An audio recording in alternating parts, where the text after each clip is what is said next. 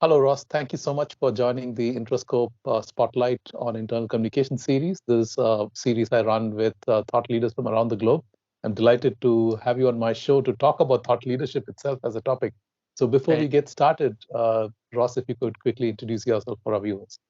Yeah, sure. Look, it's fantastic to be here. So thank you for asking me along today to talk about thought leadership. So I'm currently an academic at Deakin University in Melbourne, Australia. I've been there for quite a while, but I got into academia after some industry roles in professional communication. I started off as a journalist in a little country town in here in Victoria, in Australia, in Warrnambool, and then joined BHP and became a public affairs officer in Australia and around the world at some of BHP's major facilities, and that was a great grounding. I stayed there for about 8 or 9 years and had some really amazing mentors. BHP, fantastic company to work for.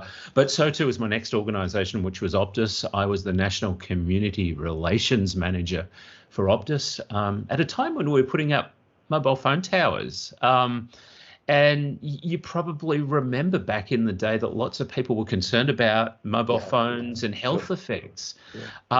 So I moved out of the steel industry, where we were concerned about the safety of workers and getting people to work more safely, into this space where we had to talk to the community, government, and the media about the safety of mobile phones, because lots of people were concerned. Of course, they're concerned again for 5G mobile phones now.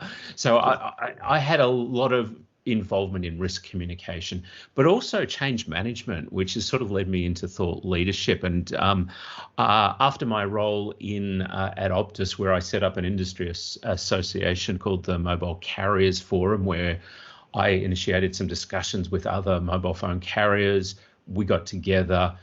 So my ideas there helped spark some change within the industry. And then we went around the world talking about that, spoke at Harvard, went to the UK, talked to a range of people, including the government there, became the head of the Mobile Phone Industry Association in Australia, where again, we were talking about a lot of ideas and getting people to implement a range of different initiatives. One example was I co-chaired the Australasian Crime Commissioners Forum here in Australia, where we needed to get the industry to address seriously the mobile phone theft here in Australia. And we got change through there. So if you steal a mobile phone in Australia now, it doesn't work, and that pretty much happens all around the world now. So that led me into academia and a range of industry association roles, which no doubt we'll talk about throughout the interview. Fantastic. I mean, that's a very rich, series of experiences that you have. So, Ross, because we're talking about thought leadership, how do you define thought leadership? Because this is a topic which not many people do talk about in the industry. Yeah, look, there's two aspects of it, and I want to be clear from the start that I'm not a thought leadership marketing person. I know there is lots written out there about that, and there are lots of people who use thought leadership to market their organizations. That's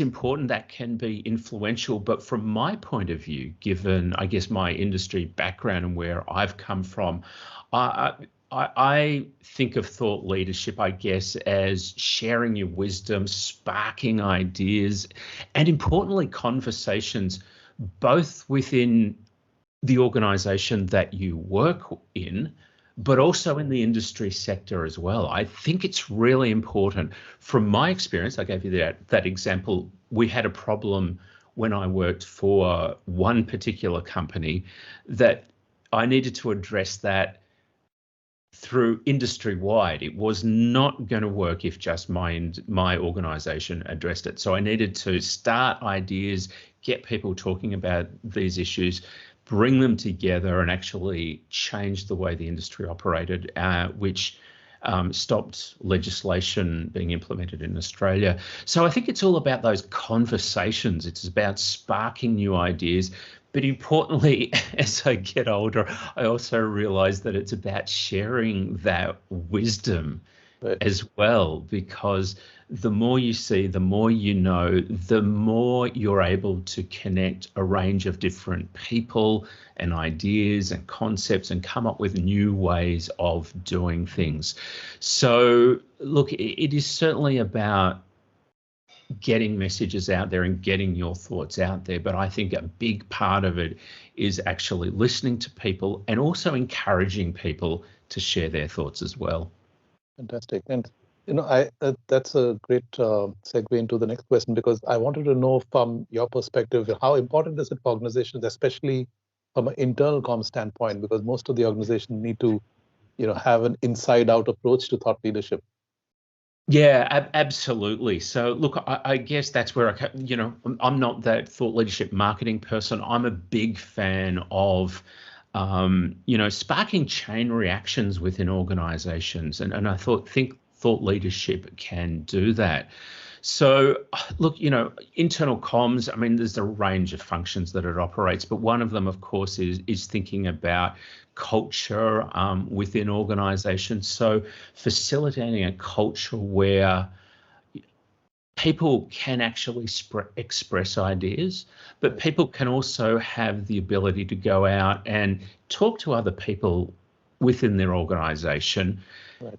And help them develop ideas as well. I don't know about you, but I'm seeing that people are more and more entrenched in sticking to their screen, not picking up the phone, talking to people, let alone going and having a coffee with somebody anymore, and actually having a great conversation and allowing that brain space to think about those issues. So I think the importance for internal comms is being communication managers, and part of the managing of communication is providing the safe space for people to go out and share their ideas and develop their own ideas and develop that wisdom by talking with people throughout the organization and where it's appropriate within the industry sector as well.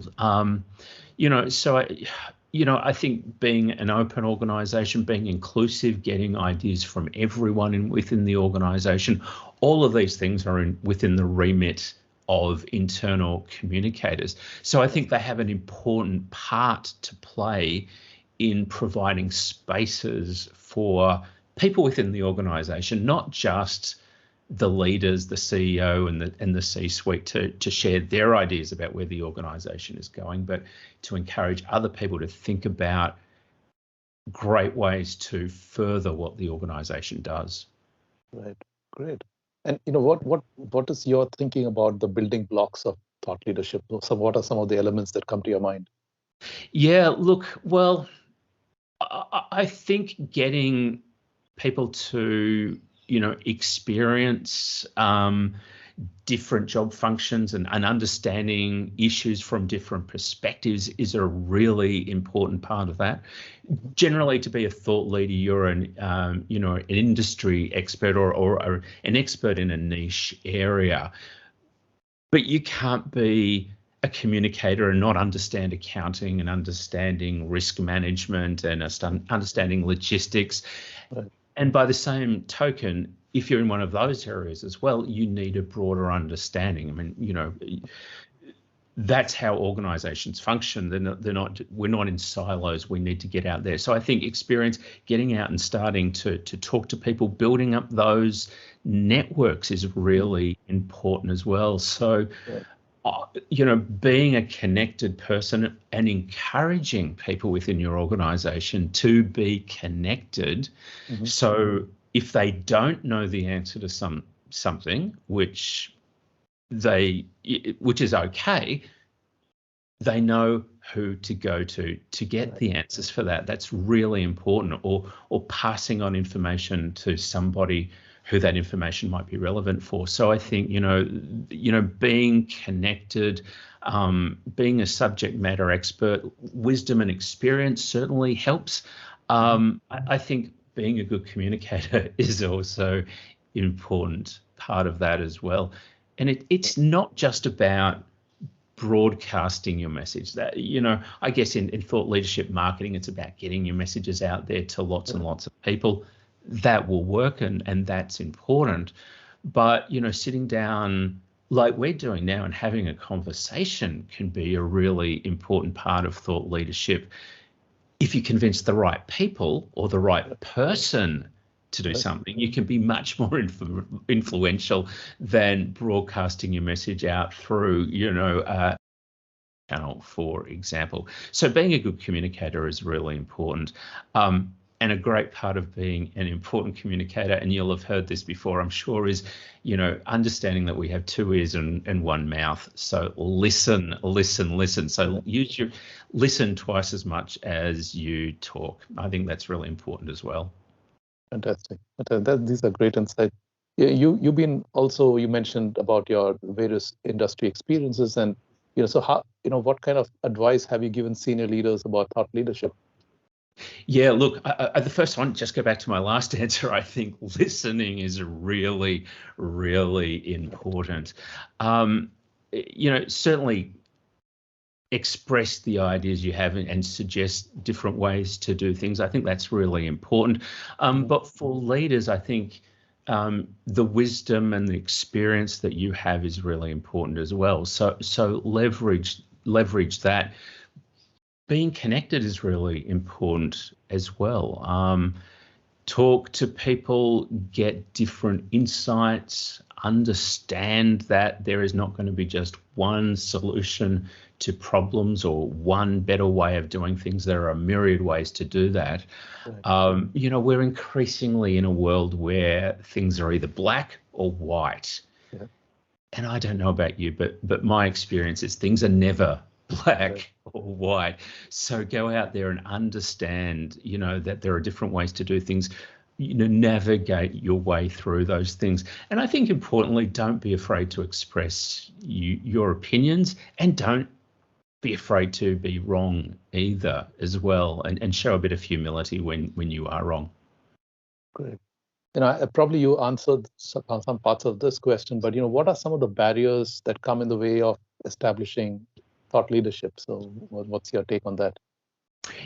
Yeah, look, really good question. I think some of the barriers are that the people are a bit hesitant to put their thoughts out there. They think they might be wrong. I don't know enough. Imposter syndrome is a particularly big issue as well for one particular gender. But from my experience, if you've got ideas, put them out there. You don't have to say this is the right way to do things, but, putting things out there and saying, hey, look, is this a possible approach for us? And then getting feedback on those things. So I think, people don't need to be, afraid of being wrong, or putting their head above the parapet. Here in Australia, we've got this great saying that the tall poppy syndrome. A lot of people don't like to be the tall poppy syndrome because too poppy, you get your head cut off. So I think a lot of those things are what are holding people back. But for those that aspire to be leaders, I think putting your opinions out there, showing that you think about particular issues is really, really important. Right. And as a communicator, what are some of the ways, and how can, we get the attention of executives to think about thought leadership and to pay more attention to it? What do you think about that? Yeah, well, look, I mean, there are traditional ways for, I guess, industry-wide thought leaders, blogging, video. Right. I'm not telling you anything here. I mean, they're all really effective. And I think, blogging is certainly one of the most popular ways. I think I saw somewhere recently over 90% of thought leaders do that. I think videos the next way that people can do that, and I think that was less than 50% of people do that though. Getting your messages out there. I would say though, use these as opportunities to get feedback. Right. I blog by using my LinkedIn channel, and I always encourage people to give me some ideas back. So encouraging people to have that conversation is really important. But also, and won't be telling you anything new here, but of course, being a thought leader in this space and reaching out and doing something like, YouTube videos and blogging is really beneficial for you as well, because you get to talk with a range of experts and get to hear different ideas. And I love doing that as well. I do for the Industry Association, IABC, Asia Pacific. I've been doing live streams for them personally, and for my students, I do a range of videos and blogs and podcasts. And I get to talk to some amazing people who want to share their ideas. So that sort of communication is great. You can learn so much, not only just getting your message out, but as I said before, listening is really important. But I think sitting down and talking to people is really important as well. It doesn't have to be that mass communication. Right. Connecting with the right people can be an important part of thought leadership within an organization as well. So sitting down with people, whether, connecting with them internally on discussion boards, emails, Zoom, all of those sorts of things are great. But my suggestion is sit down with a cup of coffee or a cup of tea with somebody and have a conversation. To me, that's one of the most powerful ways to spark those conversations, through to a whole range of other ways, like holding events. Right. Even if it's just organising something within your organisation that's just a brown bag lunch type session.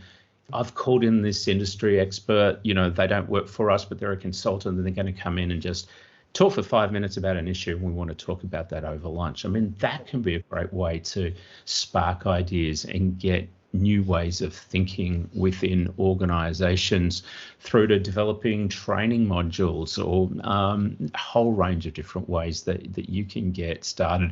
I guess the most important thing is that you actually get started. Right. Brilliant. And as we wrap up, Ross, I just wanted to ask you, you've been teaching, young students, and of course you have been advising a lot of young professionals. So what's your, advice for them in terms of how they can become thought leaders in the future? So. Yeah, look, another great question to finish us off. And look, my advice is to, I guess, read, watch, listen, and talk to people, because that wisdom is so important. That experience is so important. Thinking through issues through different ways is really important as well, particularly as we're becoming a more open and inclusive society.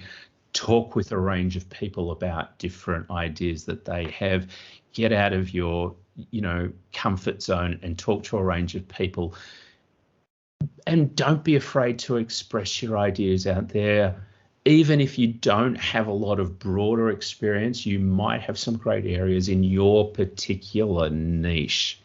And I can tell you that once you get a little bit of success in this sort of stuff, it really drives you to continue that. I remember when I was younger, one of the very first conferences that I spoke at, which was on internal communications, because that was my primary focus in internal comms. Somehow I was, I was asked to speak at this one-day conference on internal comms because I worked for BHP, and I was involved in it at Australia's largest industrial site. And it was put on by a very well-known industry association, and the head of this group was very well known and was the senior communicator in Australia. And he stood up at the start of the conference and said, there are no secret answers in internal communications, but today we're going to hear about a range of ways to do things, and yada yada. So this 25-year-old Ross, I think I was about the third or fourth or fifth speaker, pretty low down the list. But I talked about this way that I had developed to encourage managers within my organizations to develop their own comms plans, and I ordered that. So instead of being the chief communicator, I encouraged everyone to be a communicator. And at the end of the conference, we had a Q&A session, and somebody stood up and said, well, Jeff, you said at the start there were no answers, but I think Ross Monaghan actually had an answer for us all. And I could tell you, look, I'm 5'10", but I felt I was about 7 foot. after that conference really gave me a lot of confidence to go out there and express my ideas. So for any younger person wanting to do this sort of communication and spark ideas and help your organization to be a better organization, whether that's financially or more inclusive or more open or more environmentally sustainable, if you've got great ideas, go out there and let people know. Fantastic. This has been amazing. I really loved the conversation. Thank you so much, Ross, for taking the time to share your wisdom. Well, thank you for asking me. It's been a great chat. Thank you.